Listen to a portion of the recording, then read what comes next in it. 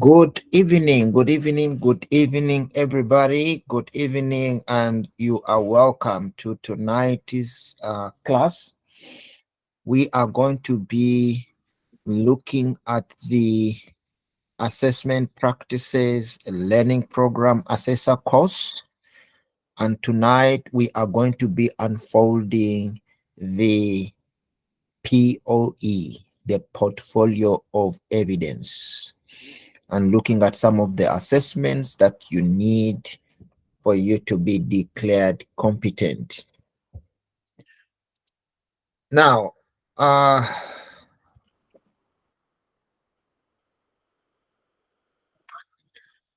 welcome, Good welcome, evening. welcome. I want to welcome everybody who is here joining us tonight. And I want to also welcome newcomers. If you are here and you are new, you are welcome. Do not forget to subscribe to our YouTube channel and get all the latest on old videos that we have recorded to assist you complete your learning program. The YouTube channel is available. Just go to YouTube and type in BBT Institute.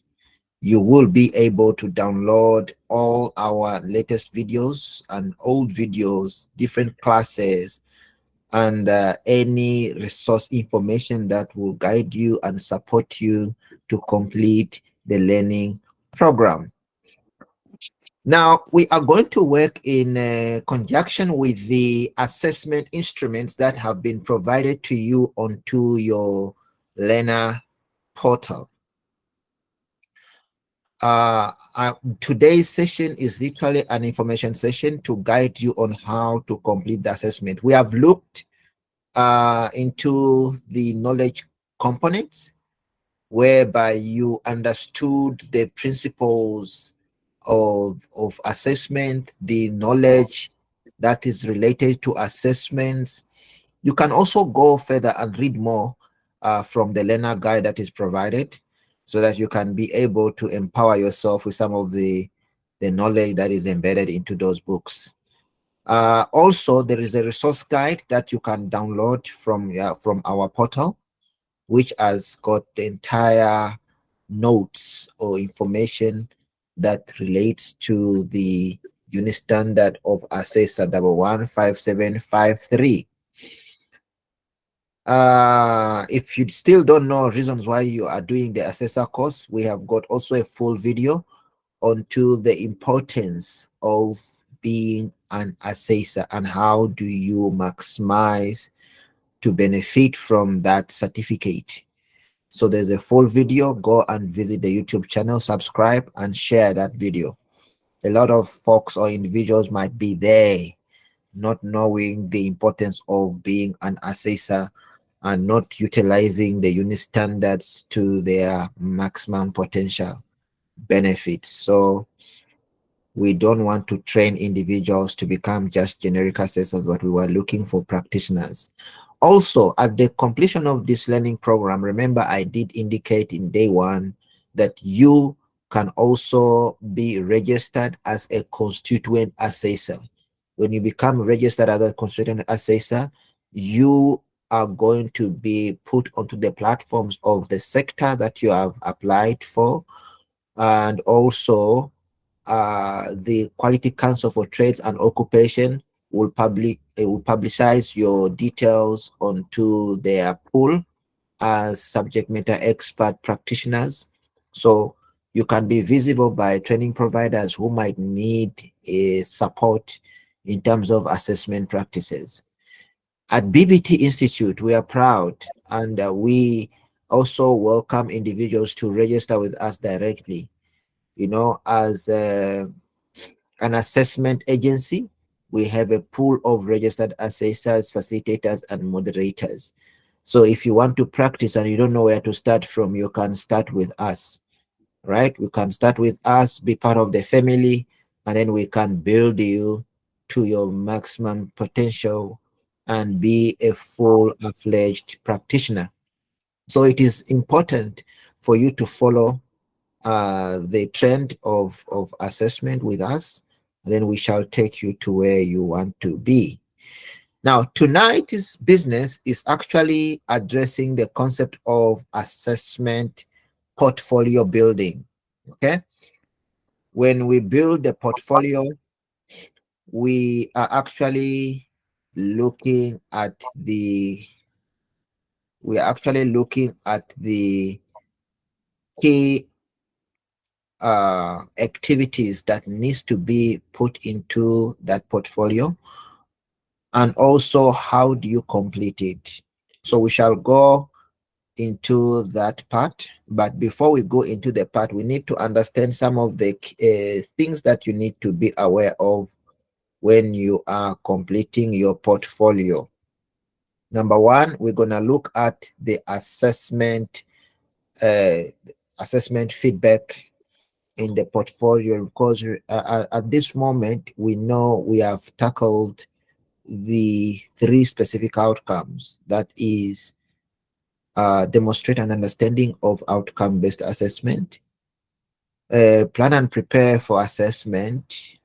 Feedback on assessment is what we did previously, understanding feedback, and also review on feedback, review on the feedback that is given to the candidate, and as well as uh, passing on a judgment. So tonight we're gonna do it practically and look at these things on how to compile them, you know, when you are conducting assessment. And these are things that's going to happen to you in most cases.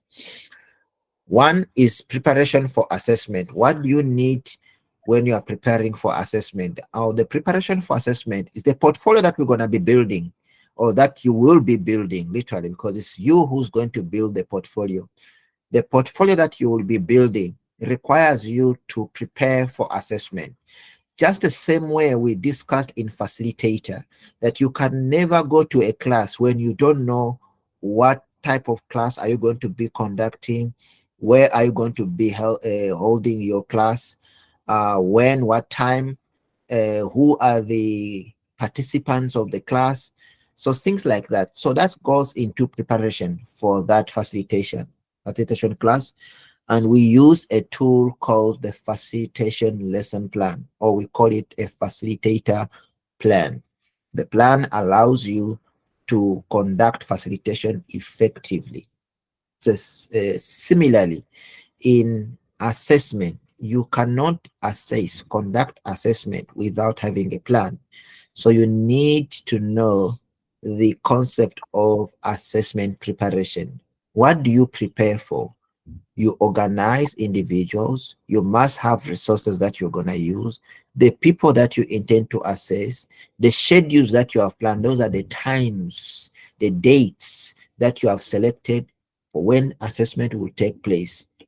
The assessment instrument could be an examination, a rubric, or an observational checklist, anything that you are going to use to conduct assessment, to judge individuals against the information that they have, or the knowledge that you are trying to test them on for competency or to meet the standards. You need those instruments, you need the tools. So when we say you are building a portfolio, it's literally the concept of assisting you to learn how to prepare for assessment. Okay, so this is important for you as an assessor, to know how to prepare for assessment.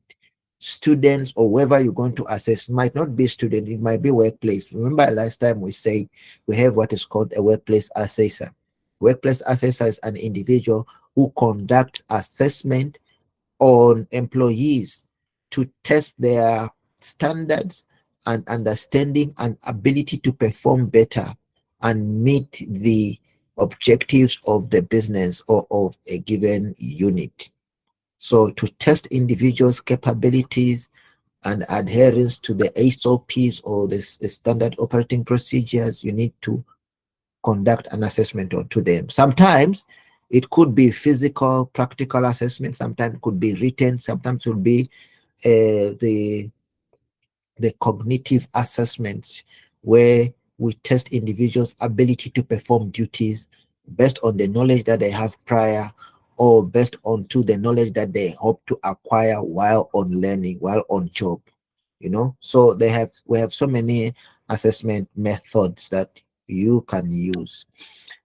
Go and read much more onto the assessment methods and tools in the learner guide. You will find information concerning assessment methods and assessment tools. Now, our main objectives tonight is to know what is an assessment plan so that we can use it to build a portfolio, because without an assessment plan, you cannot know what type of assessments are you going to give the students or the learners or individuals that you intend to assess on. So you need to build a plan.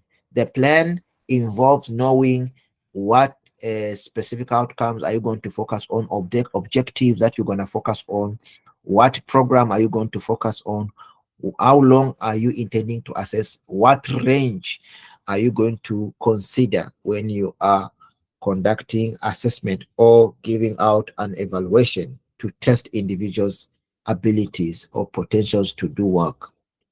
Now, you can find a copy of this assessment plan template also in your learner guide.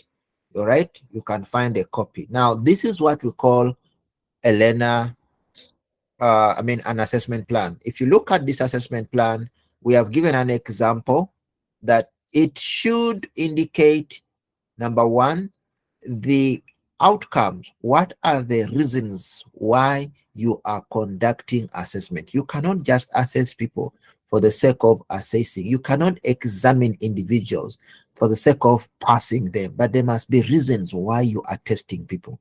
An example, one goes to, most of you are here, you are driving. I see cars, you are driving. If you're not yet driving, you have got already one. One is coming because you are becoming an assessor. Assessors will be driving because the job, involves traveling a lot to go and conduct, assessments and evaluations. So you will get a license and you will drive.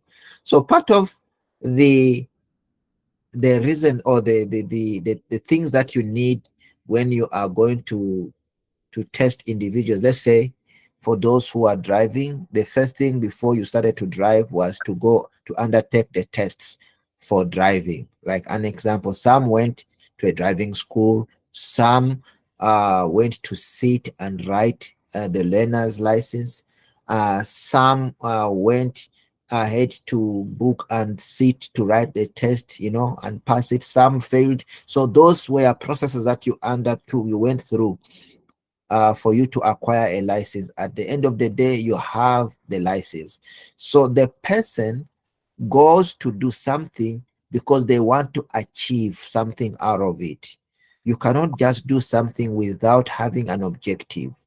So assessment is when you evaluate the environment, the situation, the information, and use it to benefit something out of it. So those are what we call the outcomes, things that you expect to achieve when you do 1, 2, 3. So the same applies to you as an assessor. If you want to examine individuals, you must know, why are you examining them? Why are you testing them? Because remember, assessment, we could call it in a fancy way assessment, but it's all about testing people's abilities to do work or to do a duty or to do a task, something like that. So that is assessment. For you to evaluate someone's ability, it means you are testing them, you are assessing them. So you must have reasons why you are assessing. That's why we always encourage individuals to pay more attention onto the assessment plan than the entire document of the portfolio. The assessment plan is the key, is the document that governs the process of assessment. Without it, your assessment will not be, up to standards. That means that you'll be either lacking or giving more or giving less, or like the way we call it, sufficient, insufficient, stuff like that. So tonight, what you see here is what we call a template for assessment. Now you will see that there should be what is called a program. In our case, we use what is called a unit standard. So we take a copy of a unit standard that you are a subject matter expert. Look at that unit standard and try to unpack it so that individuals can be able to be assessed on it. That means you must have facilitated the program before. So you must be a subject matter expert. You do not just choose any program for the sake of choosing. Choose based on to your expertise, that you are a subject matter expert, and then you intend to assess individuals in this space, in the space where you are a subject matter expert. Just like the way you see here, we have chosen a unit standard 115753 as an example. Conduct outcome-based assessment, level 5, 15 credits on top.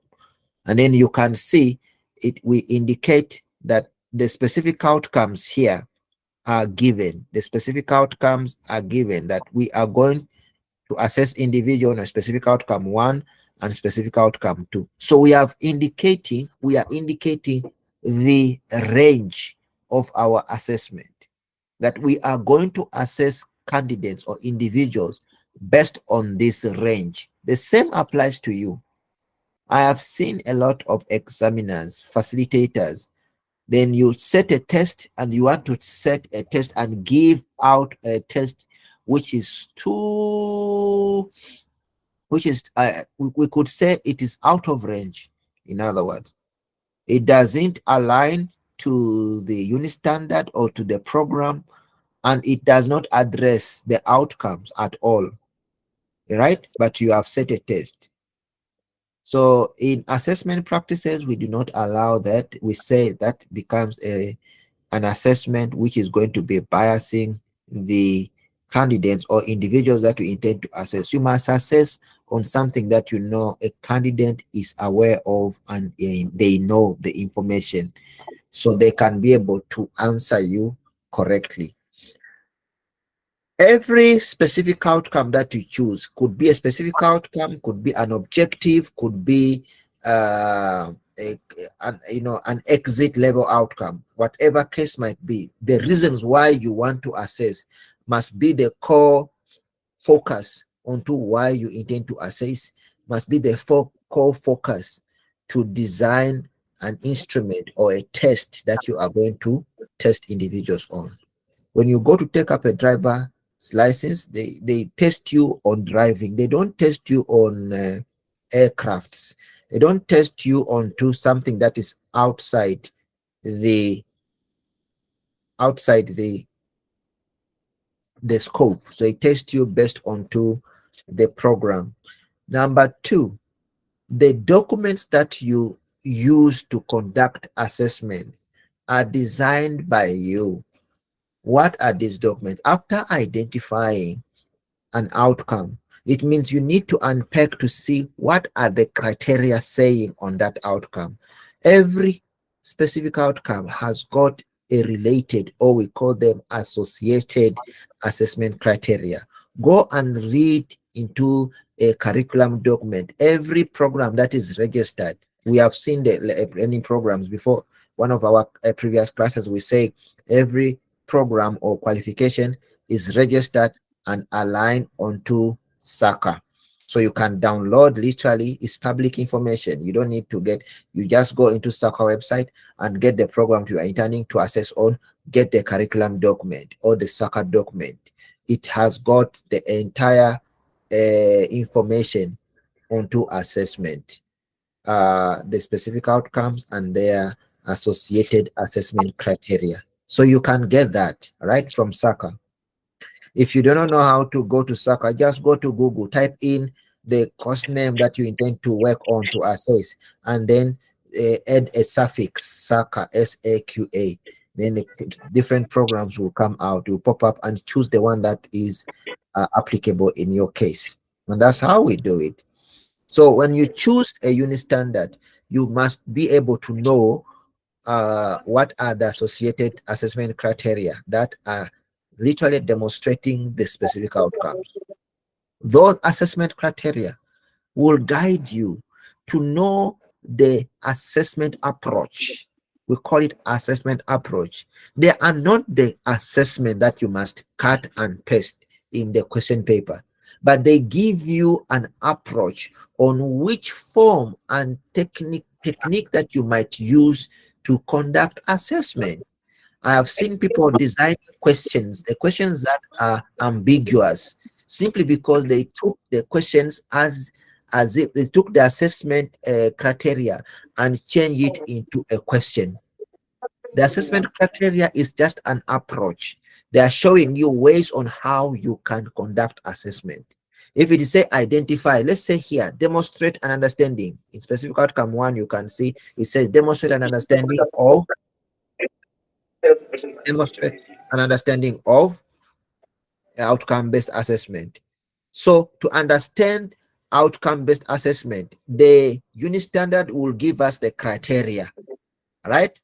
In our case, they say the demonstration should be focusing more on problem solving and the ability, right, to do work. The knowledge embedded, understanding of the knowledge on assessment. So people must know what is assessment, what are the principles of assessment, what are the objectives of assessment, who should be an assessor, what are types of assessment methods that are there. So it's a knowledge, basic knowledge. So we in that case, we are able to design a tool to conduct an assessment. Could be a knowledge questionnaire, series of questions which are knowledge based, to ask the candidate or an individual whom we intend to assess to test their knowledge onto the specific outcome.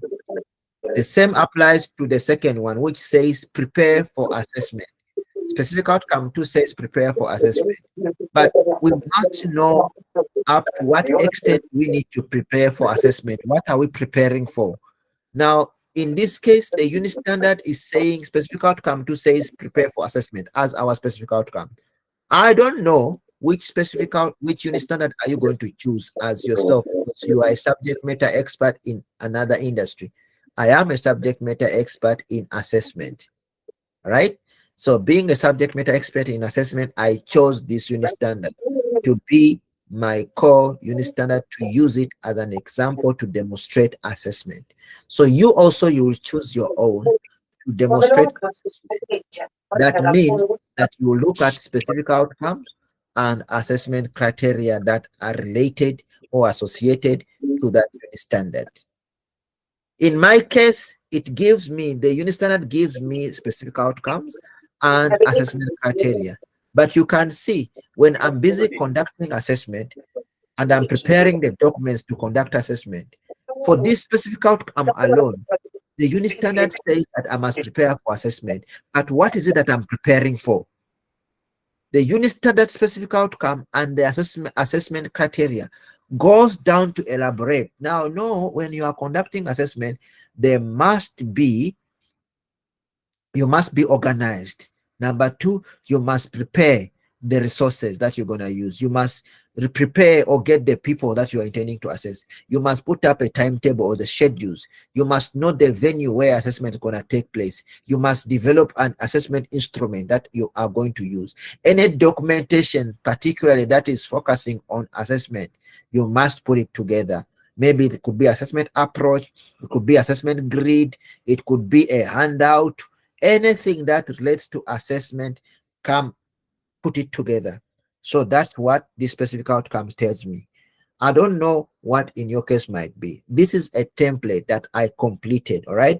You too, you are going to complete your own when we get to the part of the portfolio. When you're done completing, when you're done preparing and coming up with a full assessment plan. Remember, assessment plan has got the objectives, has got the tools that you're going to use, and they've got the venue, who is responsible, what times are you going to conduct it, where are you going to conduct it, and what other contingencies do you have. Like contingencies could be, the preparation that you make outside the normal conditions. If should there be an emergency, what are the next plan or plan B? That could be the best, the better word to use. Plan B, the options that you might have. It's, let's say you are training people on uh, an activity that is outdoor, that is outside, and it rains on that very day that you have already planned. right? But then it rains. It means you cannot conduct that training, that assessment outside. You must have made a contingency plan. Should there be a rain and the weather is not favorable, what other place is suitable for this kind of assessment, to conduct an assessment? Maybe you're going to take people to a shooting range and they must do it outside. Let's say you are training people on firearm and you find that it is raining. When it's raining, it's going to affect the approach, it's going to affect the focus, it's going to affect the concentration, and also the visibility for individuals to aim to the right target. Then you say, okay, then I'm going to take them to an indoor shooting range. We are going to use an outdoor, but we're going to also change into an indoor. And remember, when you change, also the conditions change and also the instruments change, because if I'm going to use outdoor shooting range, the type of firearm I'm going to use for outdoor will not be maybe applicable or suitable for an indoor, shooting range. So it means I must change the weapon. Maybe there I was going to use a rifle, then here I must use a handgun, stuff like that. So you change. I'm giving example. For examples of individuals who are facilitators and teachers, and you set up a test which is going to be practical in a main hall, and you find that on that very day, the main hall does not have electricity or something has happened. What do you have in plan? The option part B or option B for you to conduct that assessment. That's what we call contingency. Okay, planning, extra planning, precautions that you put into place to make sure that there is sufficiency in your conduct of assessment. And then the last part is on to conducting assessment. Conducting assessment is like you have already done everything. Now here is to make a judgment. The ability to make assessment judgment using diverse sources of evidence is what we call conducting assessment. For you to conduct assessment, every student, every portfolio that you assess, there's evidence that you look at. You cannot assess something without evidence. If you are going to examine people who are sick, let's say you are a doctor, and you are going to examine patients in the hospital, and you find that you do not have the right tools, how will you assess them? All right.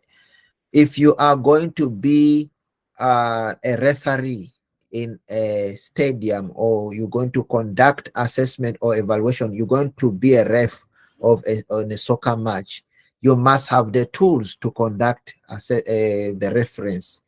You must have the whistle, you must have the cards, you must have partners to help you to check left or right, all those things that they do. Those that they are conducting assessment, we could call them referees, but they are assessing situation and then they are managing. And they give a judgment at the end of the day, because they will decide which team is either taking up a goal or not taking up a goal. Even if you score, if the referee doesn't put it into consideration to judge that indeed goal is honored or is endorsed, the goal is not given. So is a judge. You can see our assessment goes beyond just in a normal classroom.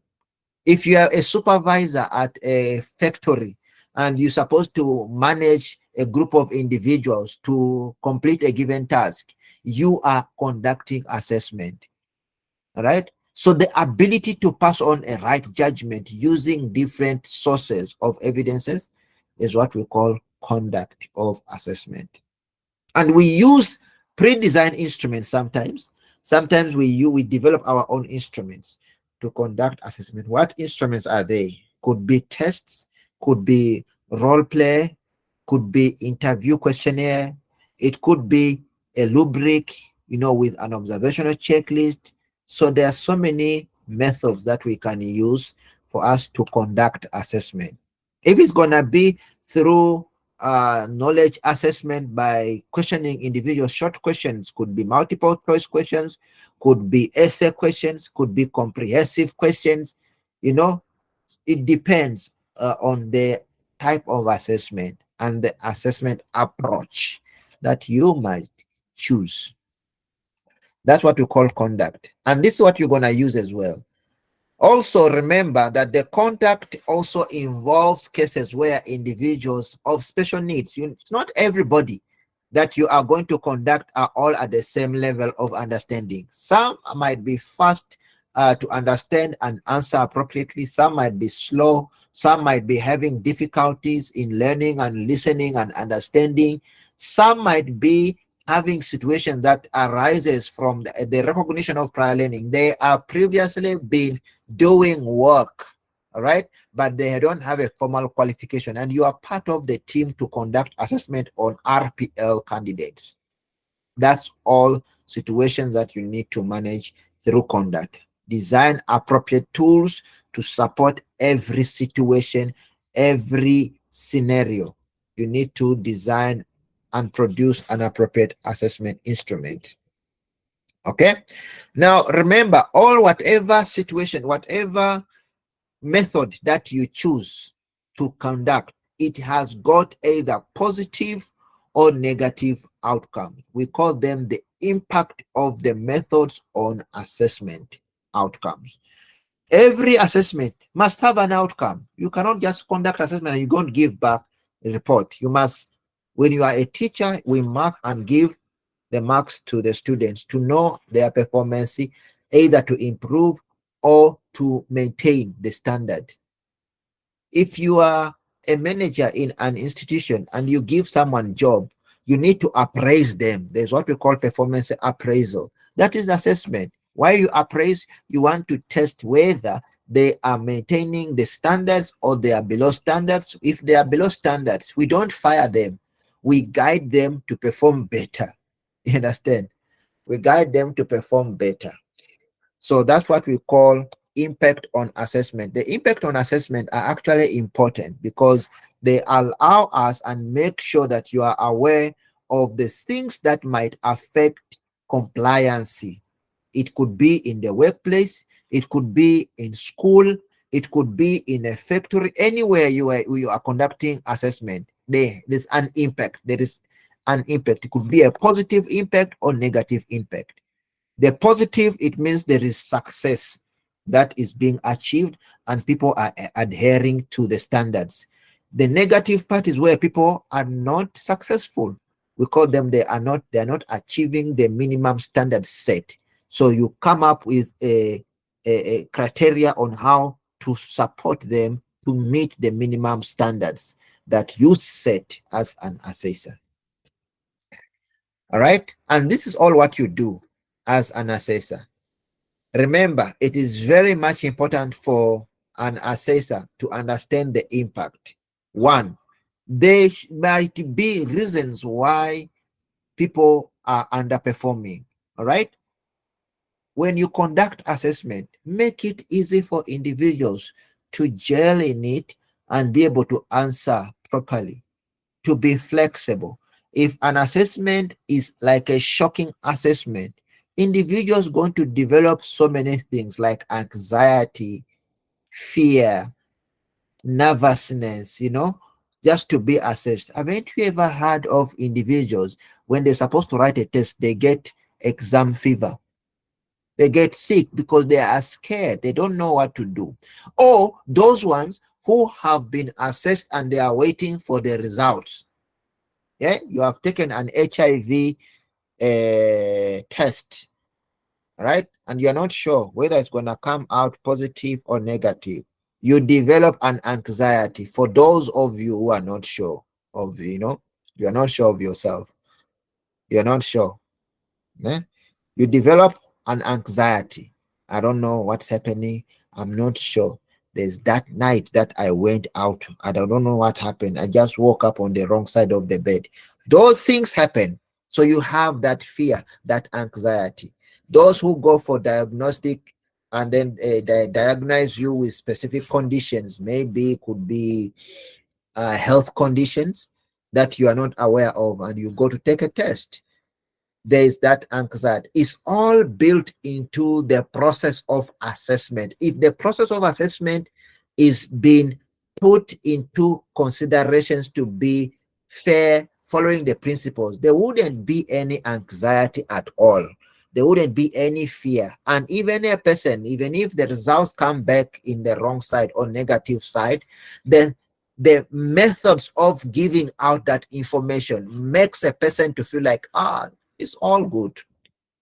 There's no fear, there's no anxiety, there's no nervousness, and there's no that after result impact, stiffness when someone has received bad news. The atmosphere change, the behavior change. It impacts on people's emotional feelings as well. So all these things are done by assessor to make sure that when you are giving out an assessment, is not to make individuals be threatened by the process, but to encourage and support them to be better individuals, to perform better. All assessments are designed to help individuals be at their best performance. That's all I can say. Not to make individuals fear the process to become better. To become better is an encouragement. And for us to encourage this individual, we need to continuously assess them. That's why assessment must not be a once-off process. It's a continuous process. It's practice. Practice makes perfect. Nobody is born knowing everything. You learn things as you go into life and you grow. Older you learn. Every day of our lives we learn new things. Every day is not the same as yesterday. Days are totally different. That's why they have different days, names, different weather. you know Everything is different. Yesterday can never be the same as today. Never. That is assessment. If you can look at that concept of a day, then you can become a good assessor. We are going to pause here for a water break. When we return, we are going to look at the concept of assessment. All right, we're going to look at the concept of assessment in a work environment. The concept of assessment in a work environment. So depending on which type of work are you doing. So you can see these are the impacts on assessment, the negative impact on assessment, the fear of failure. People are afraid to fail. Intimidation. Those who fail are intimidated. You post their results there, even if they have got zero, the results are there, and then they can never be the same. Lack of motivation. We always say assessment, if one doesn't know the reasons why they are being assessed, they cannot perform better. But when one is motivated and undertake a test knowing the results and the reason why they are doing it is for their own good, they will be motivated. Poor relationship with the assessor. You are not at a good, with the candidates that you are assessing, also can cause all these things to happen. We build up a relationship with whoever we intend to assess to understand their dynamic in terms of attempting to undertake a test or to undergo an assessment process. We build a relationship with them. Right? So we're going to pause for a water break. When we return, we are going to continue with our class.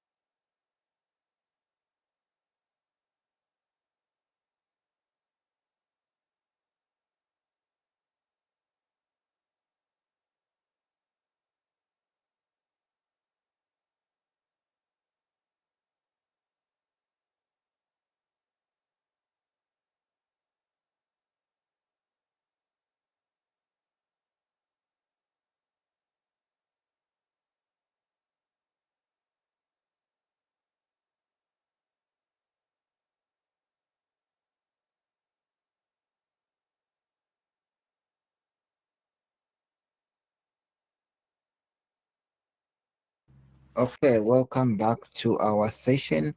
I have got a question here from one of our participants, and is asking, how many unit standards can one select? Now, when you are busy conducting assessment, the unit standard is your own discretion. We do not restrict you to conduct assessment depending on to your approach. But we always say, if for the purpose of this training, choose one unit standard and assess different specific outcomes. So your selection can be one unit standard, but your assessment methodologies and approach are focusing on two different specific outcomes.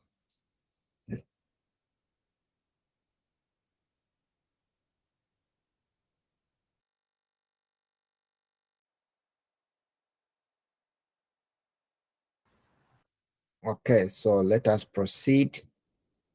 I think that part is being answered. We are going to look at some of the things that you're aware that we need to look at some stuff that are relating to assessment, assessment, assessment that are affecting individuals. Like individuals might have personal problems. We need to also look at conditions of assessment. You know, under assessment plan, there's a part where it's written condition or assessment condition. Assessment condition is where you have evaluated individuals, the target group that you have evaluated, and indicate what conditions will you be putting into that space to guide you when you reach or you find a situation where candidates have got difficulties in understanding, difficult in learning. They've got their own personal issues, you know. Maybe they are not well, they are sick, stuff like that. How will you handle such? Then the other part is also encouraging. So that's why we always say, when you are giving assessment, when you are going to conduct assessment, try to discuss the assessment approach. It is like doing a briefing session to encourage individuals onto what they should expect. You know, sometimes in the school they used to call it the scope of work, the scope of the test. In other words, the lecturer or a facilitator or a teacher and educator will give a scope of what students should expect. So if they go back and pay more attention on things that he points out, that he knows that the reasons of this assessment is literally to empower them into 1, 2, 3. So the assessor knows reasons why you conduct assessment, and it's always ideal to give a scope of work to encourage individuals confidence that they indeed they can perform better in a task, rather than abruptly throwing an assessment instrument or a tool or a questionnaire and they have no idea. The approach is going to be very difficult, and you don't want assessment results that are not adding value. All right, so you find that you have to lower now your standards. Maybe if your pass mark was supposed to be at a scale of 70%, because you did not prepare properly the candidates and the individuals that you are assessing, they were never prepared. In the entire learning process, they were never prepared. Even in the approaches to assessment, they are never prepared. Their expectations, you know, were not given, that when they do and focus and work harder, you know, in this you know, learning program, this is what they intend to become and be better and all that. So people take work for granted, right? People take work for granted, and then before you know, they lose the focus. You have been a teacher before and you go to a class and you find that, more especially, why are the morning classes more active than the afternoon classes? Why? Because in the afternoon classes, the mobility and the momentum has been lost. So if it's not being kept at a level from morning to the afternoon, learners lose interest. And when they lose interest, they lose confidence in any other activity to take part of during the learning process, including assessment. The other part that we fight for, or that we encourage when we are conducting assessment, also for you who are motivational speakers, we have classes, facilitators, and assessors. When you go into an assessment process, you are promising everybody that they are going to make it through, they're going to pass and everything. So even someone can walk up without being prepared properly, and then they are assessed, because they know there's no pass, there's no fail. So we call it the overestimation of the levels of performance to be attained or required. People, they know that we are high achievers and we are go-getters, we're gonna get it. So they were not channeled to prepare them properly through the process of learning and the process of obtaining the right knowledge that they're gonna be assessed on. So they got there with a thing, maybe they're gonna only be focusing on a specific, small range of information, only to find that they they had high expectations, higher expectations. But when they get into the assessment room, they find that it's totally different. So they get the shock of their life, so that can affect them up to the end, that performance will be lowered, in terms of their ability to perform better. So we always also have to focus onto the assessment situations and moments. The assessment is when you read the body language, the attitude. Remember, assessment is when we did the knowledge part, we said that there is knowledge, the skills, and the attitude. So the attitude can contribute to passing or failing of someone. If someone has got a bad attitude because of the subject, the assessor or a facilitator, they are not at hand, they are at loggerheads, they are not in line, it is also going to affect them.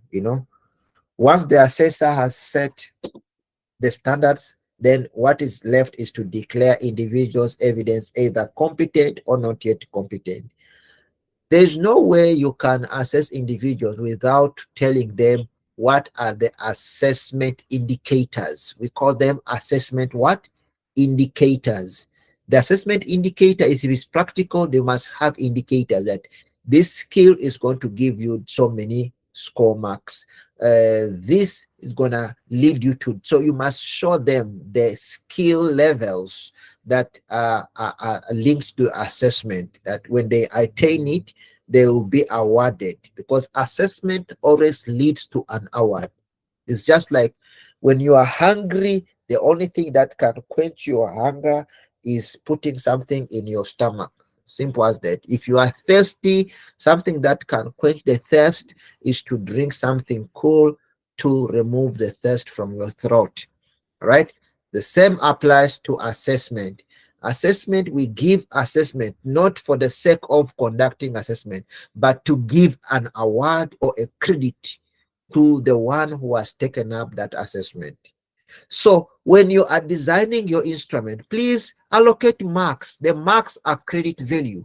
The marks are achievements. When one gets that score, they feel okay, they feel happy. Like most of you have been getting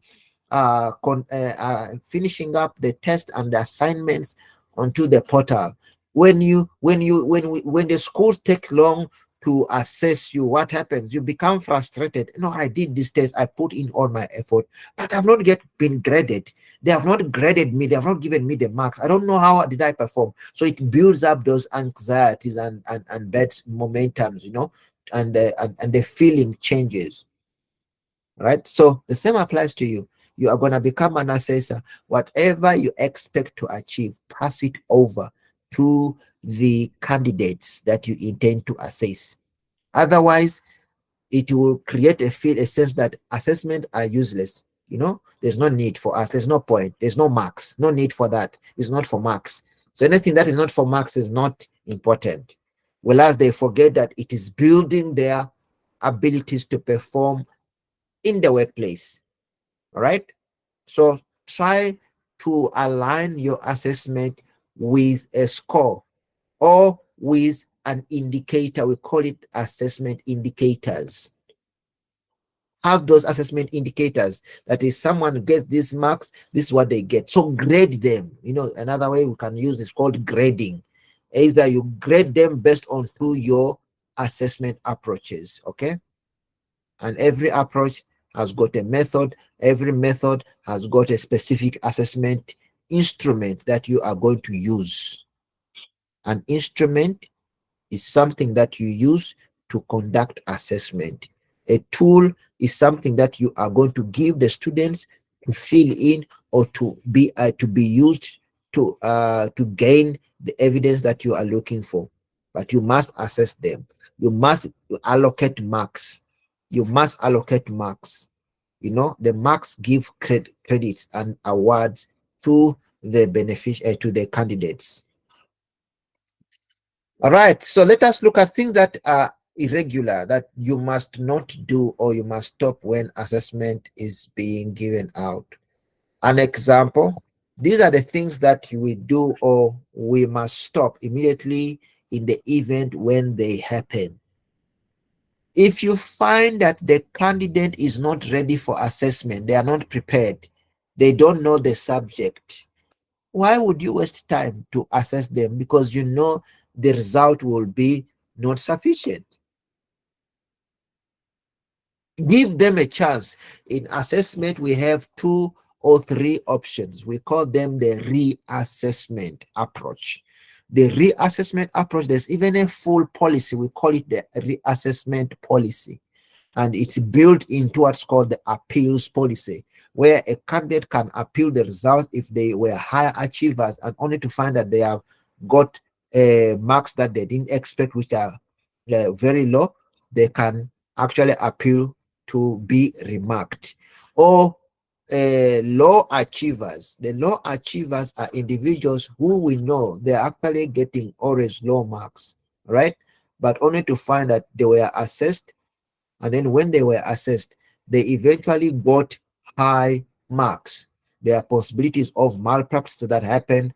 That's why normally there's a recall of assessment results to reassess, reevaluate them to see maybe they were copying, the assessment. Maybe they received it prior to the assessment, so they know it is no more a valid assessment instrument to use for you to pass a judgment. So we recall it and prepare another one.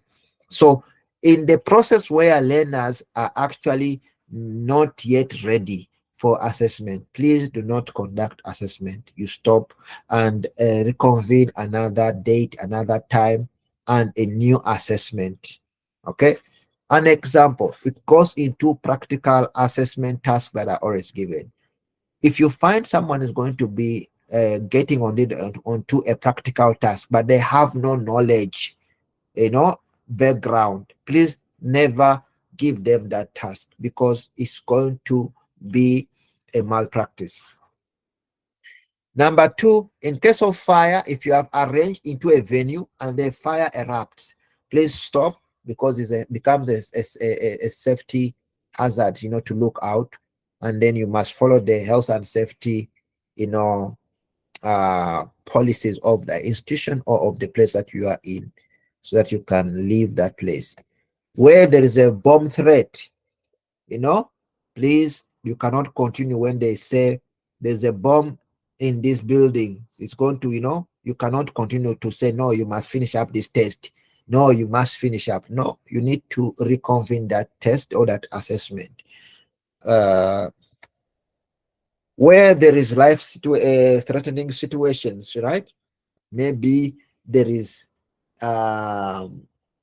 someone collapse in the test because of whatever case might be. It could be a healthy situation, it could be anxiety that led them to faint, it could be anything, but someone faints and it disrupts the entire test.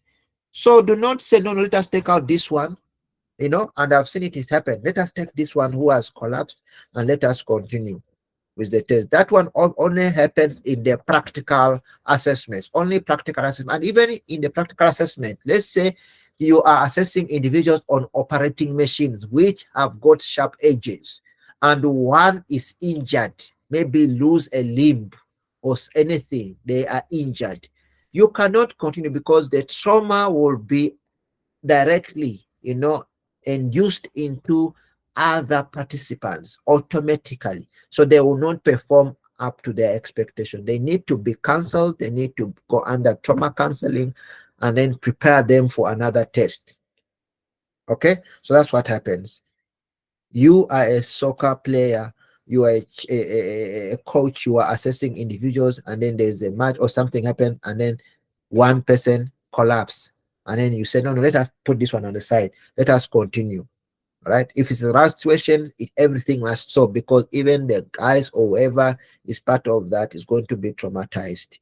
If you are teaching and one student fall, maybe because of the Down syndrome, whatever case might be, and they collapse, you cannot continue. You have to stop and attend to that situation and then get your assessment to be rescheduled to another appropriate time.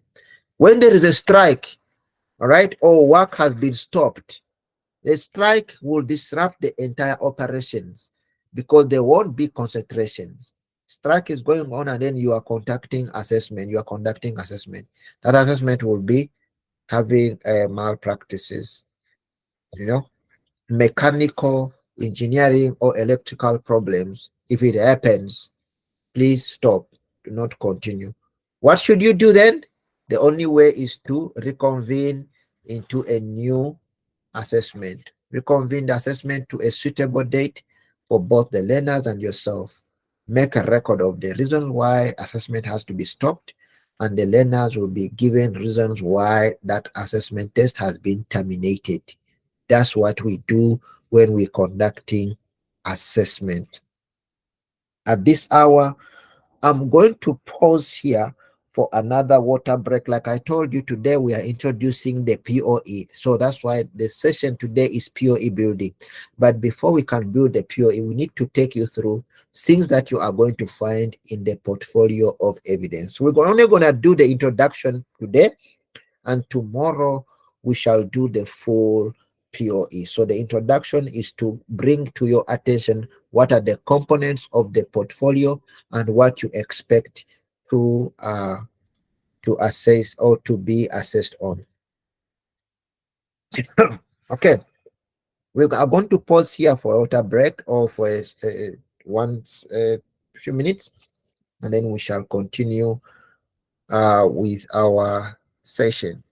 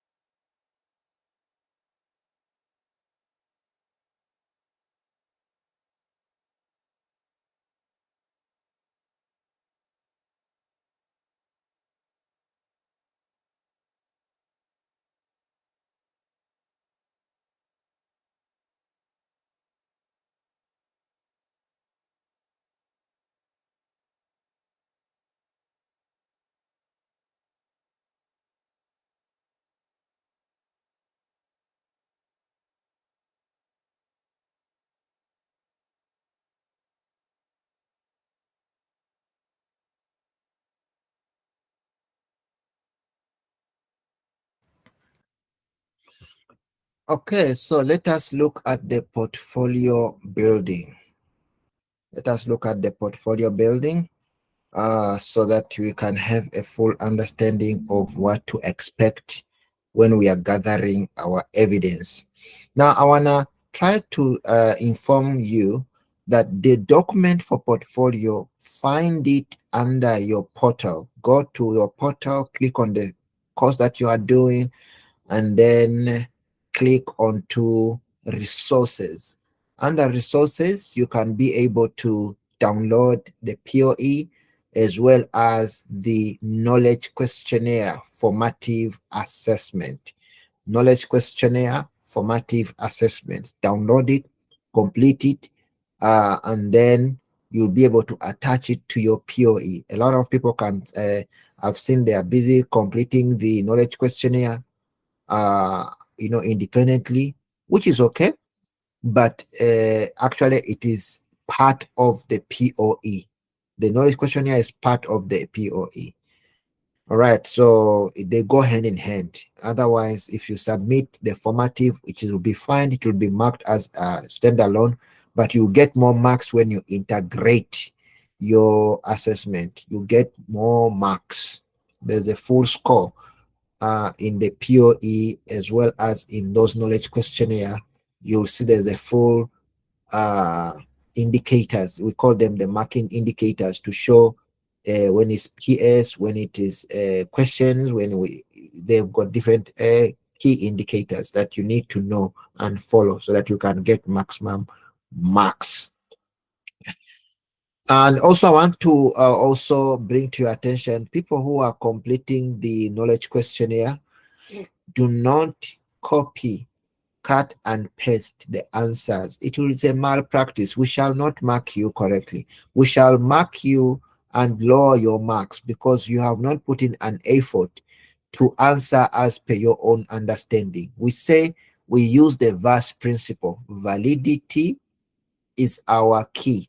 Your work must be valid and it must be declared as your own work. So if you go and copy someone else's information and you don't even recognize it or use it, put a sources where you've got that information from, it's not good. How do you integrate PoE and knowledge questionnaire? Thank you so much. I'll show you. I'll tell you that part. Remember, when we are building the PoE, there is templates, okay, that are given. And the PoE is broken down into 3 components. It runs from page 1 up until page number 35. Page 1 up to page number 35 is literally you are the candidate. You are the candidate. So we are your assessors. I am the assessor and you are the candidate.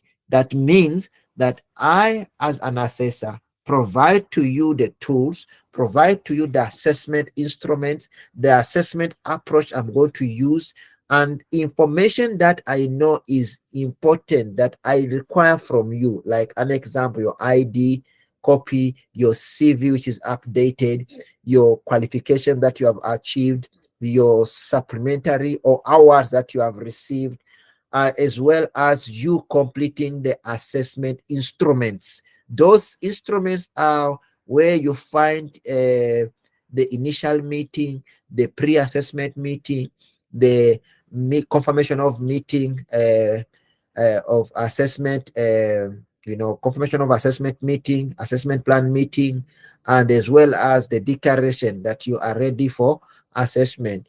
Those are our templates, the template that we use to conduct assessment. But what are we conducting assessment on? We are assessing you on the PoE evidence that you will be doing. At the same time, the knowledge assessment questionnaire that you are actually completing, those answers that you are completing. When we say declare that you are ready to be assessed, we don't mean that we are going to assess only the portfolio. We are going to mark the knowledge questionnaire based on to your understanding that you have answered it as per your own understanding, and you have given us permission to mark it as per our assessment plan. So the assessment plan, we give it to you. We give you a copy of our assessment plan in the PoE. All right, in our PoE, we give you the template that we have developed our own assessment approach that we intend to. So if you do not read it, you will just be answering and signing, but you don't know what you're signing for. Maybe you are signing your marks away. You are signing the marks away. So when you answer the knowledge questionnaire, you submit it separately. When you when you have not you submit it alone. When you submit the PoE, and then there is no knowledge questionnaire. When we say knowledge questionnaire attached, attachment of the knowledge questionnaire, we don't see it. You lose marks because you submitted it separately. You think that you're gonna get more marks there, but you lose the marks, about 10 marks, for you to present that knowledge questionnaire integrated or inserted into the PoE. That's why we give you the PoE in Microsoft Word. Complete it on your own, upload it. But when you finish to upload it, cut everything and paste it into where it is required in the PoE. You're going to receive your full marks. That's what we call integration. Bring that knowledge questionnaire and insert it into where that evidence is being requested. When we say insert a copy of your knowledge questionnaire here after this page, we want to see it, because that's the assessment approach. We want to see that you are reading and you are observant to questions, right? So you lose the marks for just observation. So, oh, they say I must attach to this, and you get marks. But then you just leave it blank. I've seen people losing marks in the PoE because they do not read. Reading, an assessor, you must know how to read and analyze every question, right? If you do not know, ask questions. That's why I ask you, please WhatsApp me on our official WhatsApp number. Send in that WhatsApp so that you can get guidance and support. We are here. This is an online program. And the only way to meet is when you ask me questions and then I'm able to assist you. If you do not ask question and you say, me, I failed. Hey, I don't know what to do. You did it to yourself. That's why you say you do not know what to do. Why? Because you took it as if you are the solution to everything. Is there an assessor who seated somewhere, Mr. Yusuf? He is going to assess you, but you are not even approaching to him to ask him of things that you know they are not clear to you. Ask. That's why there is always that communication, that is flowing between the assessor and the candidate to understand their problems and challenges. Then you are assessed appropriately. Someone might be not able to attend these classes because they have a challenge. One, they are staying in a rural environment. There's no internet, there is no data, there's no maybe network. They might have data, but the network signals are too bad that they are unable to do so. It's not the same person as staying in a city where there is a tower, a network tower, and they have full access. It's not the same.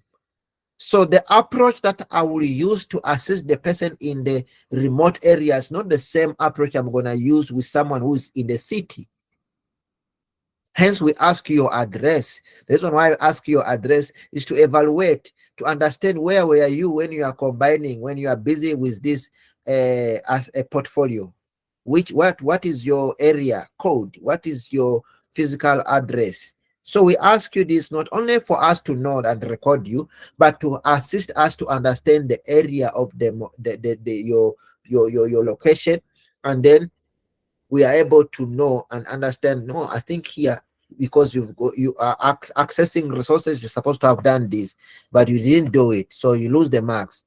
Whereas someone who is in a remote area, they don't have the resources, and we can see that there's no resources anywhere, but they did the same error, but we call them to ask them, what is happening here?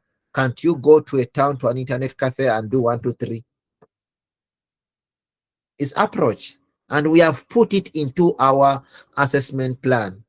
The same applies to you. So going back to the document, that from page 1 up to page number 35, this is between myself, your assessor, and you as the candidate. So wherever there is candidate information, you need to complete that information. You get it? You need to complete that information in full. Where they say insert date, insert the current date. Do not ask, must I insert historical? What date must I put? They ask you date. So what is the date today? You insert the date. Okay? Where they say fill up your name, fill up your names. Simple as that. So that is the approach that we are using. Okay? But let me guide you quickly on your other side when you are busy with your own approaches. I'm going to quickly take you through to the PoE building. Now, the most important part under PoE is called gathering of evidence. Gathering of evidence is the most important key aspect. The reason why we conduct assessment, for you to conduct, remember, preparation is done, right? We're not talking about preparation. We are talking about conduct now. Conduct is when you score someone against competency based on the evidence you have seen, based on the answers you have received, based on the things that they have produced, that we call evidence, right? So the evidence that you produce or that you have received from the candidate will allow you to be able to pass on a judgment whether the candidate or the learner has successfully achieved the standard, and then you mark them competent, or they have not achieved the standard, so they are not yet competent. That's why we say, we don't say you have failed, we say you are not yet. So it means if you are correct, you can correct those errors or mistakes, you can become. Hence, assessment is not one or once off. Assessment is always continuous. So you can fail, students cannot make it through the first attempt, but you reassess them, guide them and reassess them so that they can get it right. Because the whole essence of assessment is not to fail individuals, but to guide them and support them to reach the standards required. We want them to attain the standards so that they can perform better. That's why we conduct assessment. So gathering evidence is key. The assessor must know what you are looking for to be able to pass on a judgment. What evidence are you supposed to be looking for? So if you cannot look for the evidence, it's going to be very difficult for you to pass on a judgment. And the evidence sources are always derived from three different dimensions or categories. One, it could be direct evidence. This is where the learner submit something that is physical. An example, you take people to do the practical tasks. It's directly, there is no research, nothing. They must do it. It's either they know how to do it or they cannot do it. So the evidence that you're having there is that you are observing. You are observing. Direct observation will be direct evidence. So what you'll have is a checklist to tick off whatever they are doing right. You tick it off. Whatever they are not doing right, you also mark it and give suggestions on how to do. When you are talking to them, is what we call feedback. When you are giving feedback, you must express and demonstrate where they have not attained the right standards. What can they do to improve? You get it? So that direct evidence is very important because you must observe whatever you see. Secondly is the indirect evidence. This one, the learner is either performing in a team or is in a group of individuals, and you give them work to do. All right? You give them work to do. The work that they are doing, they might be producing it as a group or as a team, and all through mentorship. That one we call it indirect, because you will not be able to assess individually, but you will assess them as a group. So the group, we use what we call the performance appraisal, or the assessment that is done, to appraise the standard of work that has been done as a group. So you give them a task as a group. This one is used much more in conducting or designing what is called formative assessments. Formative assessment Normally we use indirect assessment because people are in a class. It's very rare for you to just to give one individual a test in a formative way. Formative way, we don't give test. That's supposed to be summative. A test becomes summative. But if you want to test an individual, you want to give them an individual task, right? When they are in a class, it's not possible because already they're going to have be disrupted because they are in a group, they are in a class, they are with other friends. So we use indirect assessment, maybe through group work, group discussions, teamwork, role play, things like that, so that we test them as a group, right? We test them as a group. Then the last one is the historical evidence. Historical evidence is where we look at one's performance from the past, right? And then we evaluate them based on their historical performance, their history in terms of work or doing a given task. An example, a CV. A CV is when you go to apply for a job, the interviewer is an assessor and you are the candidate. Jeez. Only recently I came to understand that assessment is broad, that even in HR, the human resource manager is literally an assessor, and you must know the approaches of assessing and evaluating new candidates in the workplace or those who are existing in the workplace for better performance. You as an educator, a teacher, a facilitator, a lecturer, you are an assessor, whether you have done the program or not, because you look at candidates' approaches, behavior changes, all this to evaluate the situation and design a program or a class content that talks to them. So you are an assessor.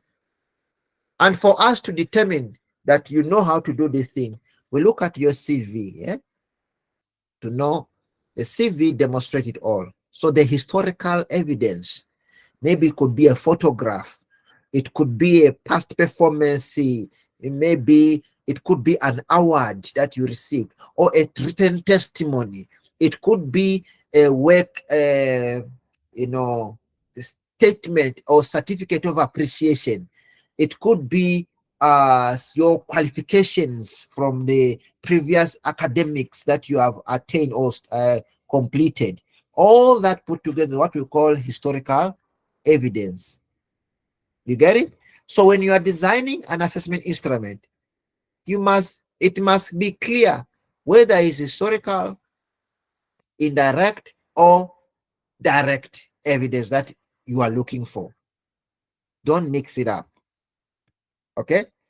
Don't mix it up. That part. Evidence must be gathered in a way that is unobstructive and non-threatening.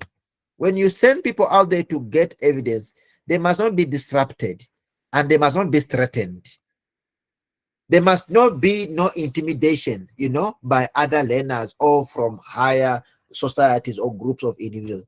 They must be free to gather evidence that you have asked for and then produce it. Allow learners to demonstrate their free competency. That is what we call gathering of appropriate evidence, right?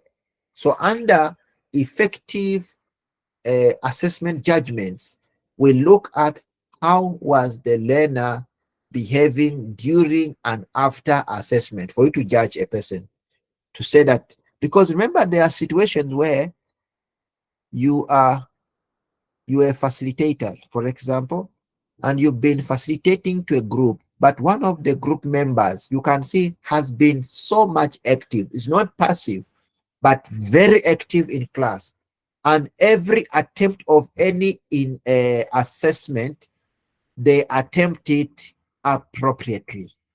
But when it comes to the summative aspect, the summative assessment, that's the last part, they perform poorly. Why? Maybe because they had so many things but they don't achieve the standard. So it's not always better for you to go and jump into conclusion and fail those individuals, not looking at the approach of assessment and the background of the assessment method that have been used prior to this one. Maybe there were intimidations during the final, so they got threatened and they were not free to answer those questions, or they were under enormous pressure. So always try to find an approach when you find such situations. Instead of marking, you can request those individuals, you can see them privately to understand reasons why, what led to their performance. You might be shocked. Okay, you might be shocked because we are not an examination body as assessor that you are gonna mark individuals whether they are pass or they fail. They must get it. Even in exams, in the national examination, when we are marking individuals, we have what is called an observation, all right, of the past and current assessment results. That we call them the portfolio as well. This portfolio, even in the normal foundation school or secondary schools, we have got the PO is the portfolio, the progressive assessment reports. So the cluster leader will see, no, this student has been performing previously, been receiving good grades, but this one, there might be an issue. So those people, they don't fail, but we put them into a category. We categorize them into a special class or a special group that are looked critically to understand. Then we find that we're actually merging their entire assessment to give them a proper evaluation and a proper judgment. Sometimes we involve the schools, sometimes we involve the cluster leaders or the moderators, stuff like that. But proper judgment must be given, because assessment, we don't bias anybody.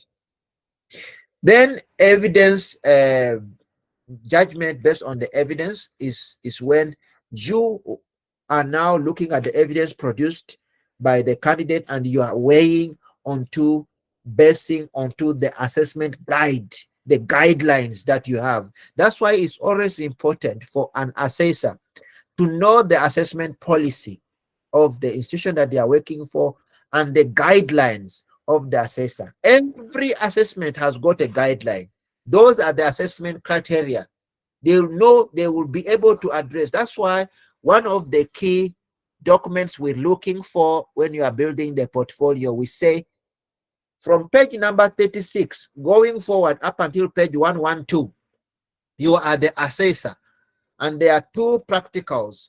Practical one, you locate a unit standard, come up with a unit standard, and then choose a specific outcome from the unit standard, develop an assessment plan, and then with the assessment instrument. That's what we are looking for, and propose to us a candidate that he is eligible to be a candidate on that unit standard, and then supply the evidence. So one of the things that we're looking for is the unit standard. Why we ask you to insert a copy of the unit standard? Because we want to understand your assessment approach or the assessment methods and the plan are aligned to the assessment guidelines or the assessment guide in the unit standard document. We shall check. So if we see that whatever you've given us as evidence is not talking to this, we shall say, hey, whatever you did is not correct, but you need to amend it in this way. All right? What are we saying? The assessor will have to weigh up this evidence against the assessment guide. The assessor needs to ask for the following question. You need to ask yourself, number one, what evidence did I see? What did you see? What evidence did you see?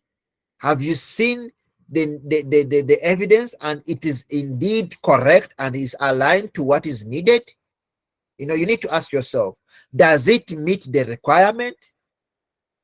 Have you seen it? Does it meet the requirement?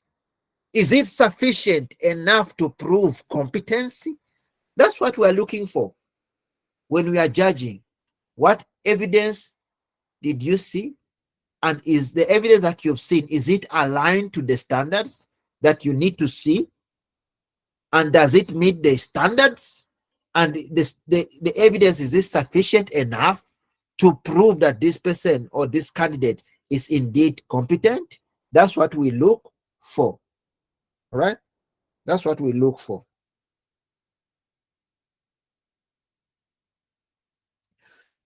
So we have come to the end of our session.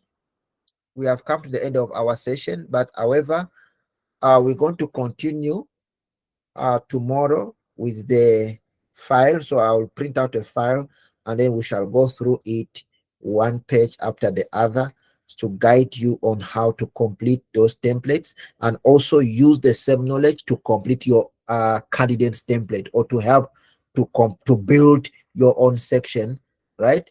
uh for you to conduct assessment. So we're gonna do that part. Otherwise, I want to appreciate you and thank you so much for joining me tonight. I want to encourage you, please read more. Read more and engage us, engage me. Come to my inbox and engage me so that you can get more support onto this. But see me tomorrow once again, same time, same code, same code. Please do not change the codes, the same code that we are using for our night classes. Same code, and then we'll be able to guide you.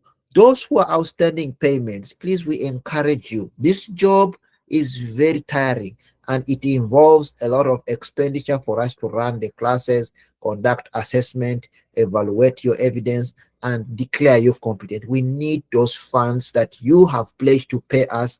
Please pay us. Pay it so that we can be able to move this business forward. I want to thank you once again. I remain your assessor, Mr. Yusuf Nsamba, and see you tomorrow. Good night and God bless you.